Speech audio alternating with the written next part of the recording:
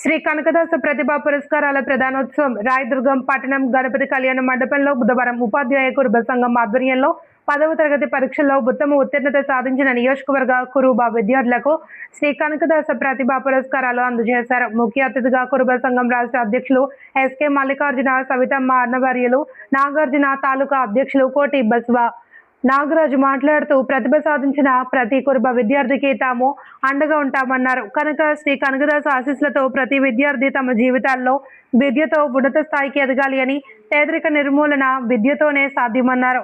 నియోజకవర్గ వ్యాప్తంగా వివిధ మండలాల నుండి 80 మంది కురుబ విద్యార్థులు వారి తల్లిదండ్రులు పాల్గొనడం జరిగింది.